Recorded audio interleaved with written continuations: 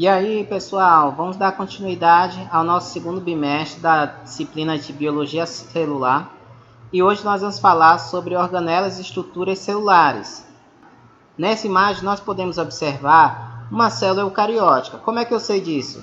Olha, primeiro pela estrutura que vai diferenciar um organismo procarioto de eucarioto, que é o núcleo. Esse envoltório nuclear, onde vai ter todo o material genético responsável pelas características das células de um organismo. Outra característica também é a quantidade de organelas, e é justamente isso que a gente vai falar nessa aula.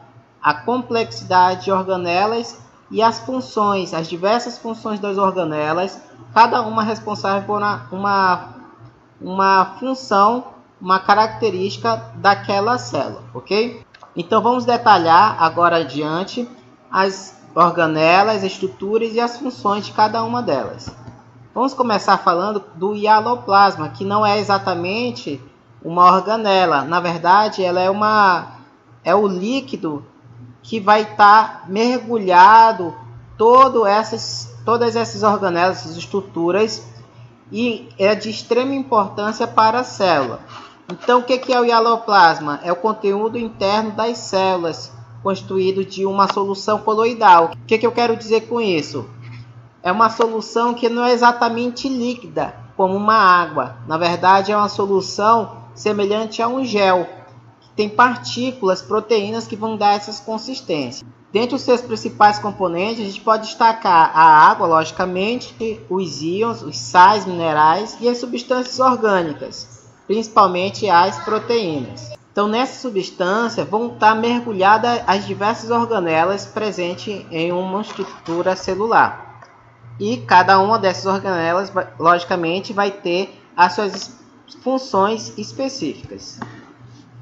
O hialoplasma não pode ser confundido com uma mera bolsa de líquidos. Na verdade, existem diversas estruturas que vão conferir essa estrutura armada da célula, essa morfologia da célula. Então, existem estruturas filamentosas e tubulares extremamente finas, que é imperceptível ao microscópio óptico. Só é possível visualizar em microscopia eletrônica de transmissão e microscopia com fluorescência, é onde a gente vê esse emaranhado de estruturas que nós conhecemos como citoesqueleto, tá? Então, o citoesqueleto ele é constituído por microtúbulos, microfilamentos e filamentos intermediários. São estruturas proteicas que vão dar essa morfologia à célula.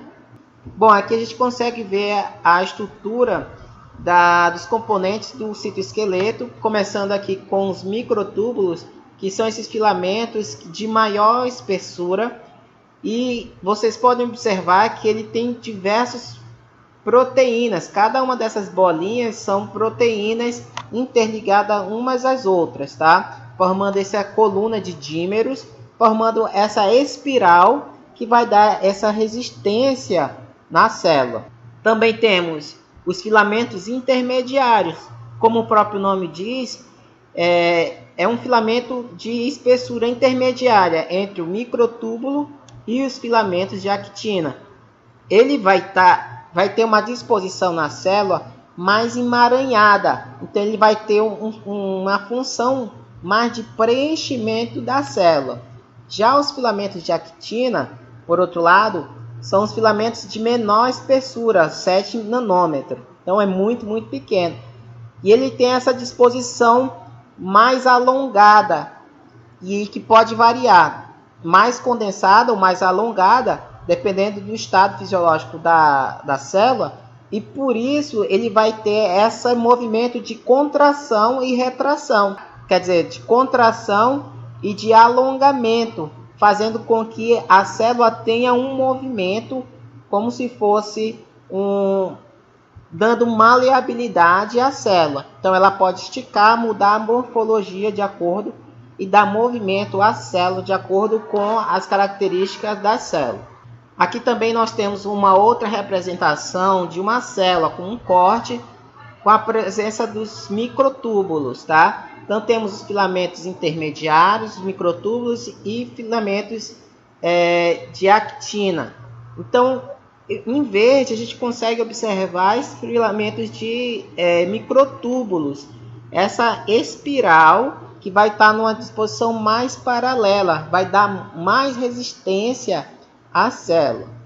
Já os filamentos intermediários, eles vão estar como se apresentado como se fosse uma teia de aranha, onde vai estar interligando a estrutura da membrana celular e as outras estruturas celulares, organelas, retículo endoplasmático, núcleo, entre outras estruturas.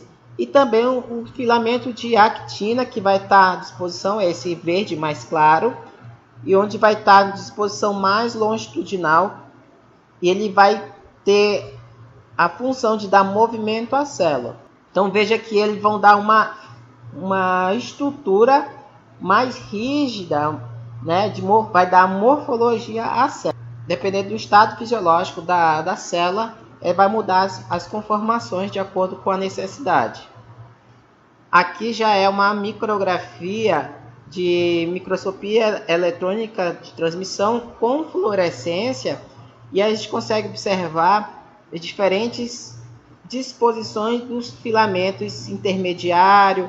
Na verdade, os filamentos intermediários não, mas os de actina e os filamentos os microtúbulos, numa disposição mais paralela, mais longitudinal, em vermelho e verde. Veja que ele é um emaranhado, e tudo isso onde está essas estruturas, as organelas vão estar presentes. Uma outra característica pertencente ao hialoplasma é que essa substância não é uma substância estática. Na verdade, ela vai promover movimentos, vai realizar movimentos na célula. Dois tipos de movimentos característicos. Nós temos os movimentos ameboides e os movimentos de ciclose. Os movimentos ameboides, eles são movimentos sem uma orientação definida, tá? Ou seja, é totalmente aleatório. Já a ciclose, o hialoplasma, ele vai circular fazendo ciclos em torno da membrana celular e do núcleo, fazendo com que homogeneize as substâncias presentes na célula. Por exemplo, se eu tenho mais ATP em um lado, é interessante que esse ATP seja distribuído em toda a célula. Então, esses movimentos vão fazer com que esse ATP, essa molécula de energia, seja distribuída igualmente em todas as partes da célula.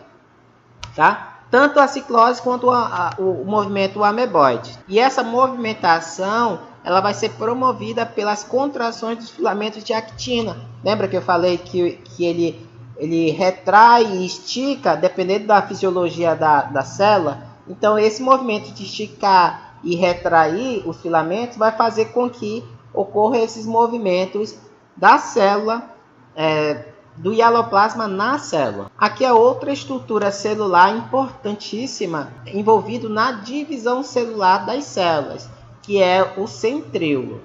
Bom, o centríolo é formado por 9 grupos de microtúbulos, tá? Esses mesmos microtúbulos que eu falei anteriormente, eles também vão constituir o centríolo. Essas estruturas, elas vão estar dispostas paralelamente, ou seja, um ao lado do outro.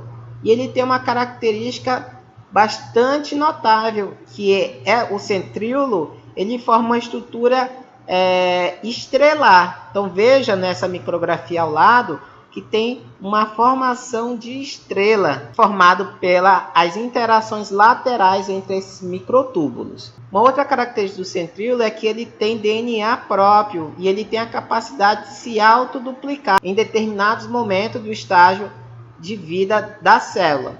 Quando a célula está se preparando para se multiplicar, ou seja, para se dividir, ela entra numa fase, ela passa da intérfase para o processo de divisão celular, tá? Então, quando ele entra na fase S, a gente vai ver mais para frente, ciclo celular, o centríolo ele vai se duplicar. E essa duplicação tem uma grande importância no processo da organização do material genético, porque é ele que vai interagir com as moléculas de DNA que estão em forma de cromossomo para puxar. Eles são então responsáveis pela movimentação dos cromossomos. Essa movimentação ocorre através do fuso acromático, que é um conjunto de filamentos que interagem com estruturas do cromossomo, que é o centrômero. Esses filamentos eles vão ser espalhados em torno do núcleo, e quando o núcleo se desintegrar, essas estruturas de microfilamentos eles vão unir um com os outros e também com o cromossomo. Então ele vai ter um aparato necessário para ocorrer a movimentação dos cromossomos, tá? A gente vai ver uma imagem mais para frente que vai ilustrar isso que eu estou falando. Então, no fuso, os centríolos estão duplicados e estão localizados nos polos celulares de forma oposta, ou seja, ele se duplica e eles vão se deslocar em direção do canto das células, ok? E essa separação é importante para puxar uma parte do cromossomo para o lado e a outra parte do cromossomo para o outro, quando eles forem duplicados. E aí ocorre a separação dos cromossomos para que ocorra a divisão celular e mantenha-se o número de cromossomos em cada célula filha. Ao redor dos centríolos também a gente pode observar algumas estruturas que é denominado de áster e também de fuso acromático. Vamos ver essas imagens para materializar essas estruturas. Então, olha só, nós temos aqui, os ásters são essas estruturas semelhantes como se fosse um espinho que sai do centríolo em direção a várias partes da célula, fazendo uma estrutura de ancoragem para que ela consiga puxar um cromossomo para o lado e o outro centríolo puxe para o outro lado. E está vendo essas estruturas que partem do centríolo para os cromossomos em direção ao centrômero, que é o meio dos cromossomos? Essas estruturas são chamadas de fuso acromático. E é essas estruturas que vão puxar o cromossomo para um lado e para o outro. E esse movimento de puxar o cromossomo ocorre da seguinte maneira, que a gente vai ver agora. O movimento do cromossomo ocorre por um processo de polimerização e despolimerização dos microtúbulos. Eu falei anteriormente que os microtúbulos é formado por várias proteínas, formando essa espiral desses dímeros de proteínas, esses duplas de proteínas. Quando o microtúbulo precisa crescer, essa espiral vai crescer, vai ser adicionado novas proteínas na extremidade em que ele está crescendo, até que ele atinja o seu alvo, por exemplo, o cromossomo. Quando ele precisa encurtar, ou seja, por exemplo, para o centríolo puxar um cromossomo para o seu lado, essa estrutura ela precisa diminuir. E aí ocorre a despolimerização, ou seja, as estruturas das proteínas, elas vão se desprendendo, fazendo que ocorra um encurtamento desse filamento e ocorra essa atração do cromossomo em direção ao centríolo. Uma outra estrutura extremamente importante em todos os organismos, inclusive os procariotos e também, logicamente, dos eucariotos, são os ribossomos. Eles são formados por um complexo ribossomal proteico, ou seja, ele tem parte de proteína e outra parte de RNA ribossomal. E essa parte de RNA ribossomal vai ser extremamente importante para que ocorra a identificação do RNA mensageiro e ocorra a decodificação do RNA mensageiro em proteínas. Um processo que a gente vai falar mais para frente, que é a tradução. Esses ribossomos eles vão estar dispostos em torno da célula, e ele pode estar de duas formas, de uma forma livre no hialoplasma, ele pode estar desassociado de qualquer outra coisa, ou ele pode estar associado a uma estrutura é uma organela circular, que é o retículo endoplasmático rugoso, que a gente vai detalhar mais para frente nessa aula ainda. Então é formado por duas subunidades, os ribossomos, que diferenciam entre eucariotos e procariotos. Nos procariotos são duas partes, é a subunidade 30S e 40S, e nos eucariotos 40S e 60S. O que seria essa unidade S presente nos ribossomos?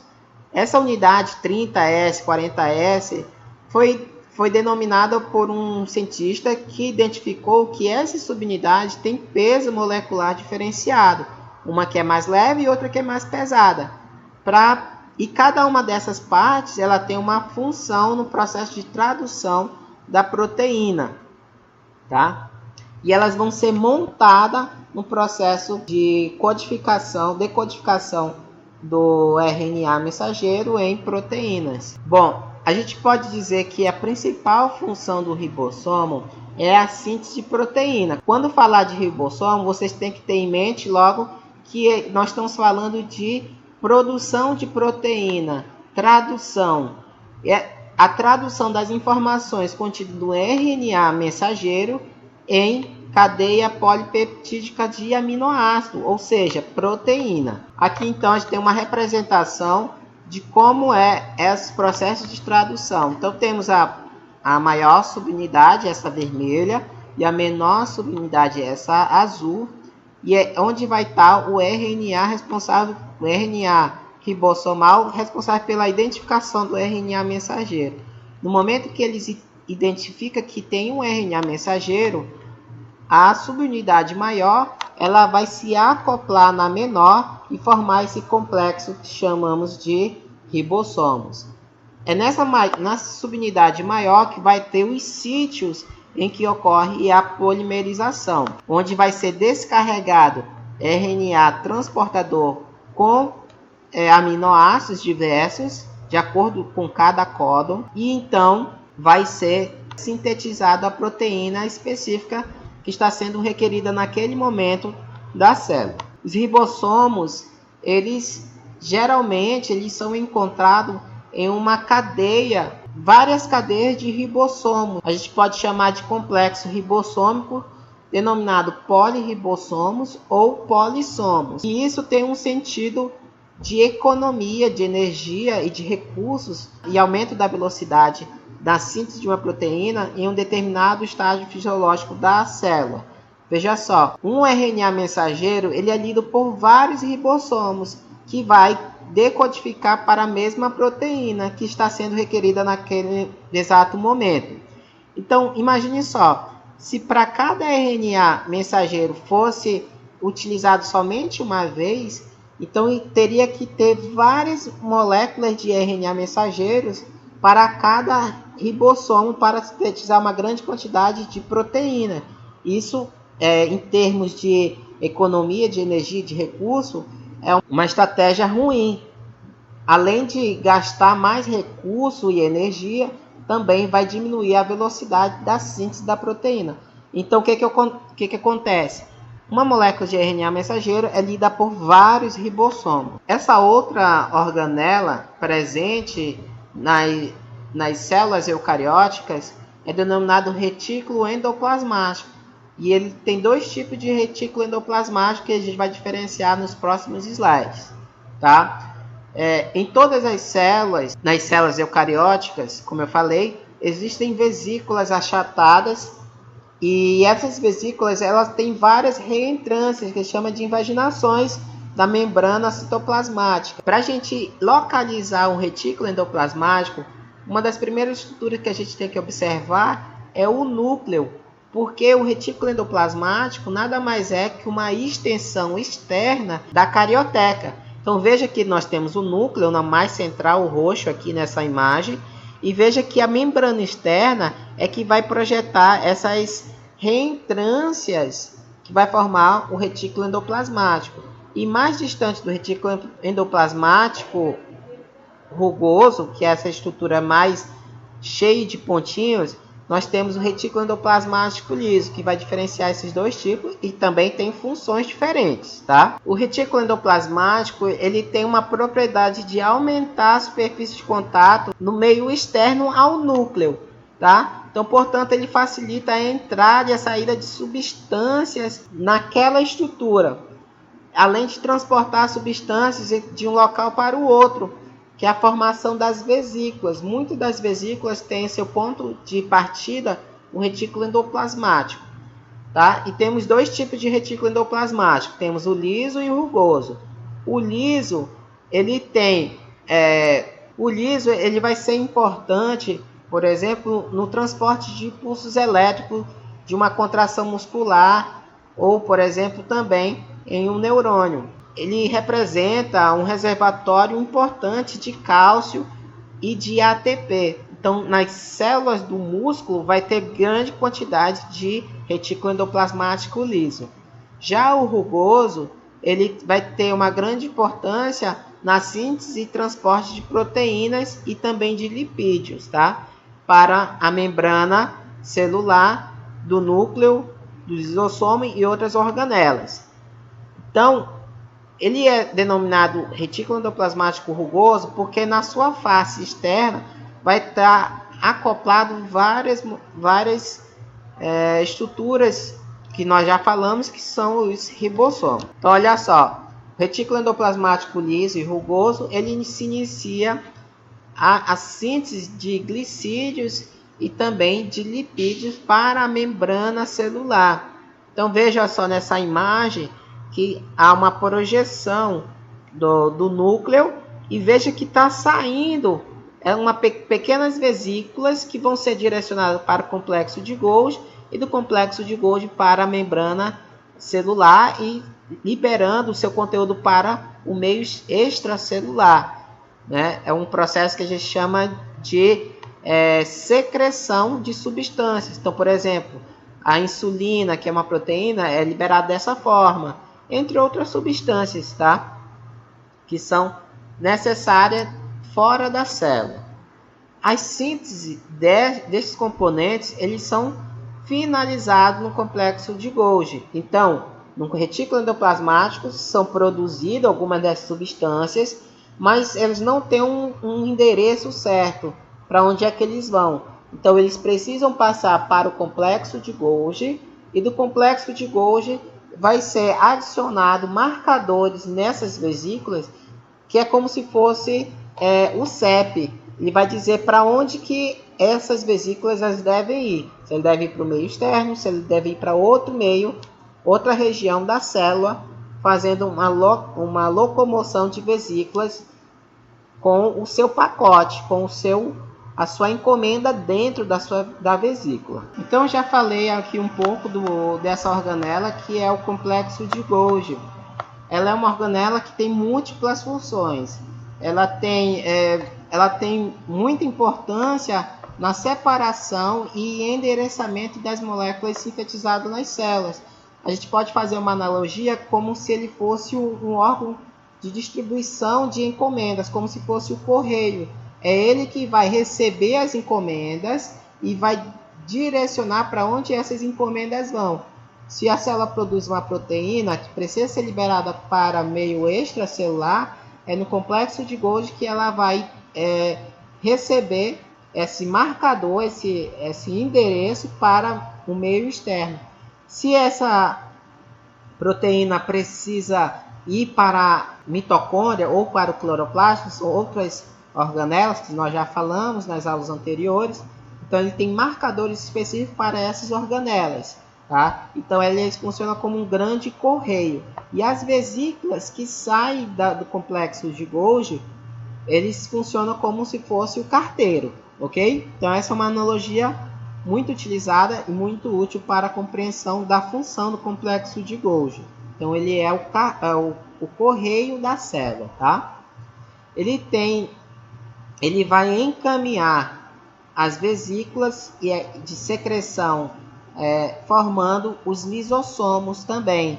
Então, os lisossomos, que são vesículas, organelas vesiculares, cheias de proteínas e enzimas digestivas ele vai ter essa função também para digerir algumas substâncias que a célula engloba, como por exemplo, num processo de defesa da célula, a célula engloba, por um processo de fagossintose de uma bactéria. Então, nesses lisossomos, são organelas vesiculares com proteínas e enzimas digestivas, vão se juntar e digerir essa bactéria, protegendo o organismo daquele organismo nocivo, tá? Então, ele também é a origem, o complexo de Golgi é a origem dos lisossomos. Então, outras funções associadas ao complexo de Golgi. Nós temos aqui uma lista de funções associadas a essa organela. Então, síntese de glicídios do glicocálise para a membrana plasmática. Então, algumas proteínas são produzidas no retículo endoplasmático, são direcionadas ao complexo de Golgi, e no complexo de Golgi essas proteínas elas vão ser finalizadas. Então ela chega numa forma bruta, e no complexo de Golgi vai ser adicionado, por exemplo, glicídios, e formando uma estrutura de proteína e glicídios, glicoproteínas que vão ser fixadas na membrana plasmática e formar o glicocálise. E o glicocálise a gente já viu que tem uma grande importância no reconhecimento celular, também proteção da célula contra micro-organismos também. Outra função, associado à secreção de proteínas e enzimas para outras partes dos organismos. Nós já falamos isso anteriormente. E formação do muco na via respiratória e digestiva, entre outras regiões que precisa ocorrer a liberação de muco, tá? E exerce uma função protetora, tá? Então, olha só, quando a gente tem, quando está gripado, por exemplo, a gente produz uma secreção pulmonar. Essa secreção pulmonar nada mais é uma proteção adicional do nosso sistema respiratório contra poeira, micro-organismos que estejam se proliferando naquela via respiratória, via aérea. Então ele engloba esses organismos para que nós possamos expelir esse muco para fora do nosso organismo. Uma outra função é a maturação dos espermatozoides. Essa é uma função que não é tão conhecida, mas é exercida pelo complexo de Golgi. Ao se transformar numa estrutura denominada acrossômio. Olha só, no espermatozoide, nós temos ali a cauda e a cabeça do espermatozoide. E na parte mais externa, da ponta da cabeça, na extremidade do espermatozoide, nós temos uma estrutura como se fosse uma capa, um capacete do espermatozoide. Essa estrutura é formada por secreção do complexo de Golgi acumulando ali naquela região mais acima. E ela tem uma grande função no processo de fecundação do óvulo, porque nessa região vai ter várias enzimas de origem do complexo de Golgi que vai digerir aquela camada mais externa do óvulo, permitindo que ocorra uma digestão dessa camada externa do óvulo e ocorra a penetração do espermatozoide ao óvulo. Uma outra estrutura associada ao complexo de Golgi e ocorre na divisão celular das plantas é a lamela média, onde ocorre a secreção de várias vesículas entre uma célula e outra no processo de divisão celular, e que vai dar origem à parede celular de uma célula e outra. Então vocês procurem umas imagens sobre lamela média e sobre o espermatozoide, a parte do acrossômio, para ver essas estruturas. Então aqui uma representação da função no endereçamento, no deslocamento de vesículas dentro da célula. Nós temos aqui o núcleo e o retículo endoplasmático formando essas vesículas com um conteúdo proteico. Eles vão ser recebidos pelo complexo de Golgi e liberados na outra face do complexo de Golgi para o meio externo. Então a gente pode observar aqui no complexo de Golgi que ele é formado por três três faces, como a gente pode dizer. A face mais voltada para o núcleo a gente chama de face cis, onde ele vai receber as proteínas, as vesículas do complexo do retículo endoplasmático. Na parte média, a gente chama de face média, né? Ou intermediária. E a face em que vai ser formado as outras vesículas com as proteínas, que vai sair as vesículas, a gente denomina de face trans. Ela é voltada mais para o meio externo, em direção à membrana celular. Uma outra estrutura vesicular é denominada de lisossomos. Então, o que é o lisossomo? Ela é uma vesícula cuja a principal função é a digestão de partículas e de substância orgânica do citoplasma. Então, é a partir do lisossomo que vai ser liberado alguma dessas substâncias para o meio extracelular. Mas também ele vai ter a função de armazenar substâncias digestivas no processo de defesa da célula, a digestão de partículas externas que vai ser fagocitada pela célula. As enzimas dos lisossomos são produzidas no retículo endoplasmático rugoso e acumulada no complexo, no aparelho de Golgi, onde vai surgir essas organelas. Então, a origem dele é no complexo de Golgi. E as enzimas são produzidas lá no retículo endoplasmático rugoso. Então, o retículo endoplasmático rugoso e o aparelho de Golgi vai ter uma relação muito íntima, tá? Um trânsito de proteínas muito frequente. E tem até um vídeo que eu vou passar para vocês observarem esse trânsito, essa movimentação. De modo geral, o lisossomo ele tem três funções. Tem a primeira, que é a digestão, é a mais conhecida. Também temos a autofagia e a autólise.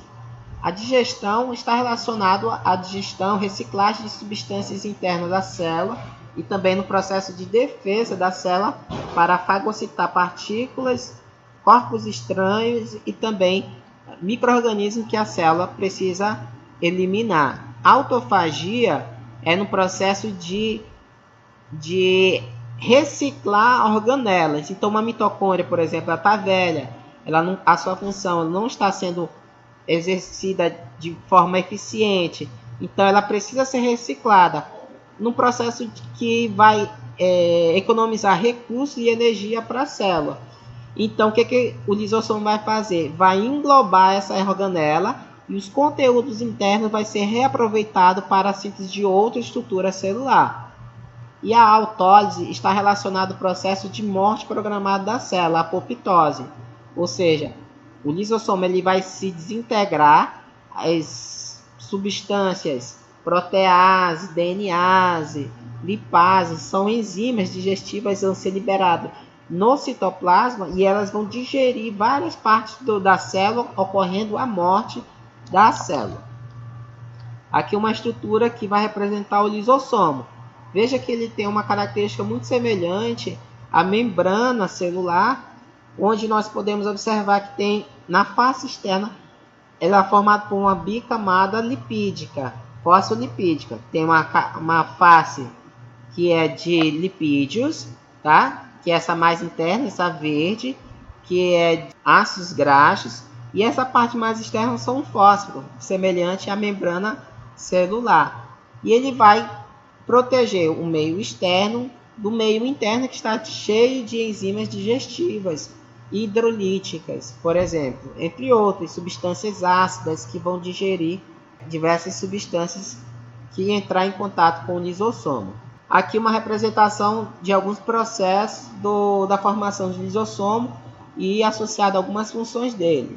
Então, veja só. Então, depois que o lisossomo é formado pelo complexo de Golgi, ele vai ter conteúdos digestivos.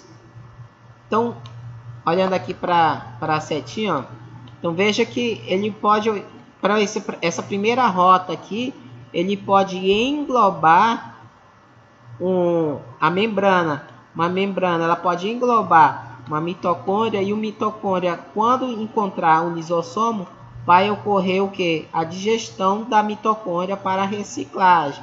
Então é o que a gente chama de lisossomo, que vai executar a autofagia. Nessa outra rota, veja que ele está englobando uma bactéria, fazendo um processo de fagossintose, onde a membrana celular vai englobar, a partir dessas estruturas que se chama de pseudópodes, vai englobar aqui uma bactéria, e essa bactéria precisa ser digerida para a proteção da célula. Então ela vai se fundir com o lisossomo primário e digerir essas substâncias em partículas menores. E também temos esse mesmo processo no processo de pinocitose, que é o englobamento de partículas dissolvidas em líquidas, tá? Para a digestão celular. Aqui não está a autólise, a gente vai ver aqui a autólise. A autólise ocorre o que? A liberação do conteúdo do lisossomo no meio intracelular e a digestão da célula completa, tá? Ocorrendo a necrose da célula. Tem duas formas, ó. E aqui a apoptose. Uma outra organela que vai estar presente em várias células são os peroxissomos. São organelas vesiculares responsáveis pela degradação de substâncias oxidadas. Então, no processo de respiração celular, ocorre vários compostos, a formação de vários compostos oxidantes, que vai afetar as nossas células. Vocês já ouviram falar, por exemplo, em várias reportagens, substâncias que vão combater os radicais livres.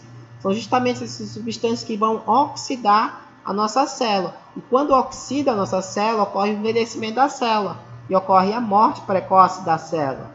Então, o que esses peroxissomos fazem? Eles têm substâncias, enzimas que vão degradar essas substâncias que chamamos de peróxidos, que é o H2O2, que é a água oxigenada, que afeta a nossa célula. E outras substâncias também, tá? Substâncias tóxicas como o álcool. Então, é substância que vai ter a produção do álcool, tá? Vai ser digerido o álcool, por exemplo, no fígado, numa pessoa que ingere álcool, vai ter várias moléculas, várias organelas peroxissomos, tá? Entre outros, envolvidos nesse metabolismo. Então, ele vai ter uma grande importância na fotossíntese também, tá? Onde são produzidas grande quantidade de compostos oxidantes. Também temos outras estruturas nas células, né, principalmente nas células vegetais, que são os plastos, vesículas com diferentes funções na célula, principalmente na célula vegetal. Os plastos, eles são estruturas encontradas somente em células como planta e alguns protistas, algas marinhas, por exemplo. Então aqui a gente consegue observar. Então a gente pode ter diversos tipos de plastos. Eles são classificados de acordo com, por exemplo, com as cores que eles apresentam, os compostos pigmentos que eles armazenam. Nós temos os cromoplastos, são essas vesículas com pigmentos. Temos os leucoplastos, que são as vesículas sem pigmentos. E temos os cloroplastos, são as vesículas que possuem clorofila, tá?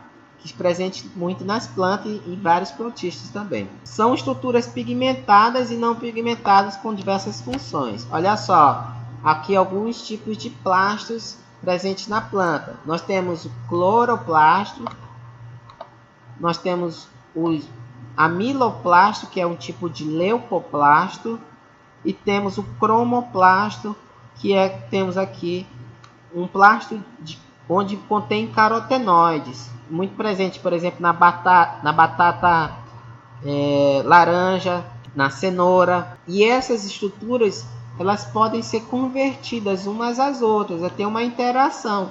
Então, às vezes, você já viu uma batata, por exemplo, você tem ela Algumas batatas têm uns brotos, vai ficando verde ela. É justamente essa conversão em amiloplasto em cloroplasto, formando um tecido fotossintético para que ocorra a formação de um broto celular, um broto vegetal. Existem outros tipos de plástico, mas esses são os mais conhecidos. E por último, nós vamos falar dos vacúolos, que são estruturas presentes nas células vegetais. Ela ocupa um grande volume de uma célula vegetal. Vamos dizer assim, mais de 50% de uma célula vegetal é composta pelo vacúolo. Ela é delimitada por uma membrana lipoproteica semelhante à membrana plasmática, que é chamada de tonoplasto. Ela é exclusiva de plantas e também algas, né, e fungos. E dentro dela vai ter vários compostos compondo uma solução aquosa com várias substâncias, sais minerais, carboidratos, proteínas. Na célula vegetal, ela vai ter uma grande importância no processo de controle osmótico da célula. Então, dentro ela vai ter a grande quantidade de sais. É importante essa grande quantidade de sais para armazenamento de substância, mas principalmente para tornar a célula mais hipertônica, ou seja, muito mais sal do que o meio externo. Então faz com que a água naturalmente ela saia do meio externo, por exemplo, do solo para dentro da célula, para ocorrer esse transporte de água do solo para a planta. Então essa é uma das forças que vai atuar no processo de transporte de líquidos, de água dentro da planta. E uma parte é exercida pelo vacúolo. Então, olha só, ele está relacionado ao fenômeno osmótico, como nós podemos observar aqui nessa figura. Então, a água vai entrar e sair do vacúolo a partir dessas concentrações de sais. Então, ela vai comandar o processo de turgidez da célula, onde ela vai ficar mais inchada de líquido, ou de repente ela vai reduzir essa quantidade de líquidos. Ela vai se tornar flácida, no ponto de murcha da célula, tá? Ela pode conter alguns pigmentos também, como por exemplo a antocianina. A antocianina é aquele pigmento que vai dar a coloração escura de algumas frutas, por exemplo, jabuticaba, que tem aquela coloração mais roxa, a uva também, são antocianinas, são substâncias antioxidantes e protegem o fruto, por exemplo, contra a ação do sol, dos raios solares, do raio ultravioleta. Elas também são as principais responsáveis pela coloração azul, roxa, vermelha de flores e também de folhas e frutos. Eles atuam de modo semelhante aos lisossomos de células animais no processo de autofagia. Tá? Então, algumas substâncias que não precisam mais estão acumulando dentro da célula e precisam ser recicladas, elas vão ser englobadas aqui pelo vacúolo. Então, pessoal, essa aula é mais para fazer uma breve introdução das funções e características das diversas organelas presentes nos organismos, numa célula vegetal e animal, e vocês devem aprofundar os estudos vendo cada uma das funções de cada uma dessas organelas. Ok? Então vamos ficar por aqui. Até a próxima aula e bons estudos!